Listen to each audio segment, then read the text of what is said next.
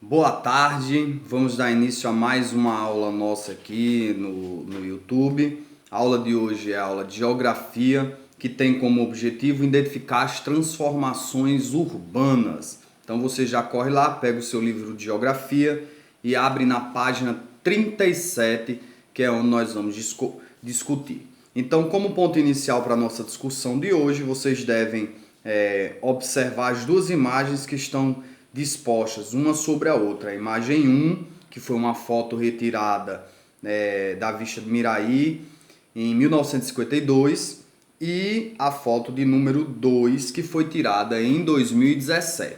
Como o nosso tema tem como objetivo identificar as transformações na paisagem, vocês devem observar as características da primeira foto, né? Como eram as construções, as ruas, o ambiente natural, se ele já havia sido bastante transformado pelo homem ou se ele ainda mantinha-se intocável. Então observe que a diferença de uma foto para outra é de aproximadamente 65 anos. E nesse tempo, obviamente, muitas coisas aconteceram. Houve mudanças na característica arquitetônica, você observa pelas fotos, né? Algumas construções estão bem diferentes e aí você vai perceber também que algumas foram preservadas, elas foram mantidas, que inclusive é uma característica nossa, né? Nós temos como característica cultural manter algumas construções intocáveis. Essas construções que não são transformadas, elas tendem a ser tombadas como patrimônio histórico. Mais à frente a gente vai ver a diferença dos tipos de patrimônio, né? Patrimônio histórico, material, cultural e outros tipos de patrimônio. Então, esse patrimônio histórico aqui refere-se à igreja. A igreja. Então, observe, ela está no centro da imagem 1. Na imagem 2, obviamente, ela também vai estar no centro. E você vai perceber que ao entorno dela muitas construções mudaram, mas a igreja, que foi tombada como patrimônio histórico, ela não foi alterada, ela se mantém do mesmo jeito. O objetivo do patrimônio histórico, nesse caso, é preservar a memória, né, daquele lugar, tendo em vista o período em que ele foi construído. Na página seguinte, nós vamos ter novamente a transformação de uma área. Nós vamos ter de novo duas imagens, só que dessa vez é de uma praia.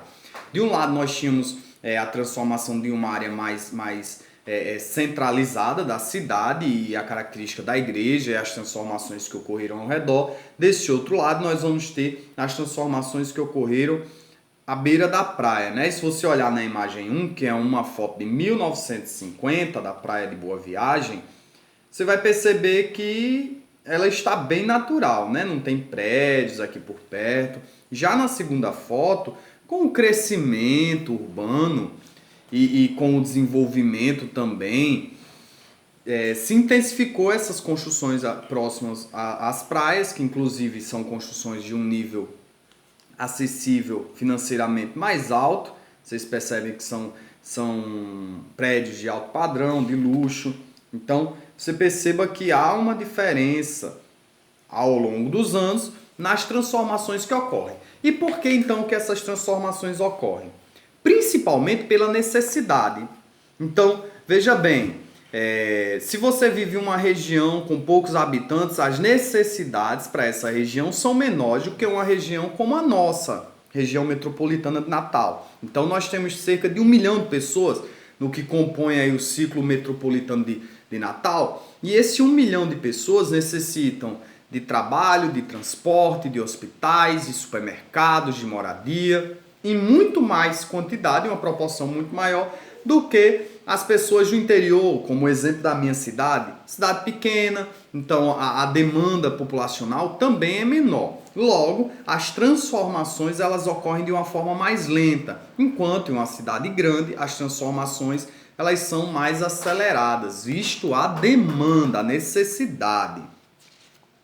Uma coisa interessante que vocês podem observar já na página 39 é o segundo parágrafo, que diz assim, na maior parte das cidades brasileiras, essas transformações ocorrem de forma rápida e espontânea, sem planejamento.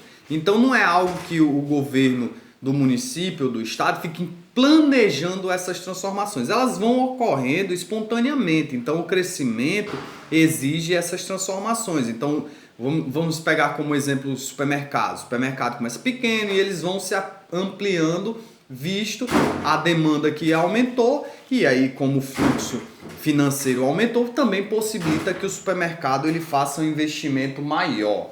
Então esse crescimento, quando ele é muito desordenado, eles diminuem a qualidade de vida, visto que a população ela não tem acesso em qualidade ao saneamento básico, ao transporte público, à saúde ou à educação e também à segurança. Então o crescimento acelerado, muito desordenado, traz esses prejuízos para a população.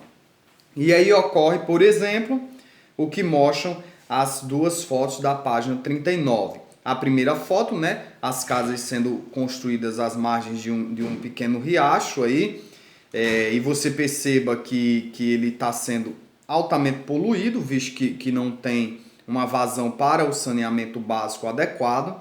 E na segunda foto você vai ver as casas que foram construídas nas encostas, que isso é bem comum. Aqui está como exemplo da primeira foto o Rio de Janeiro, mas isso não é característico apenas do Rio de Janeiro.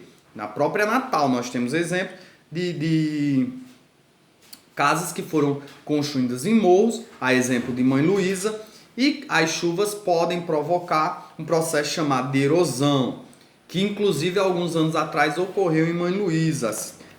A chuva foi muito intensa durante vários dias, fez com que houvesse um processo de erosão e acabou que houve um deslizamento de terra, algumas casas caíram e isso é um constrangimento quando não se torna algo mais fatal, tirando a vida das pessoas. E encerramos na página 40 falando que é necessário o planejamento. Então, nosso país ainda é um país que está engatinhando nessa perspectiva do planejamento.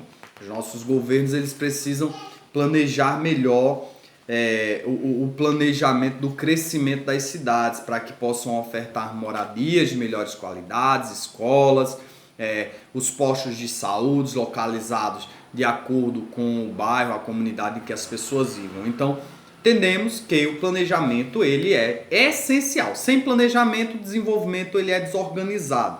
E sem a organização, vocês vão perceber que os prejuízos eles vão ficar mais aparentes.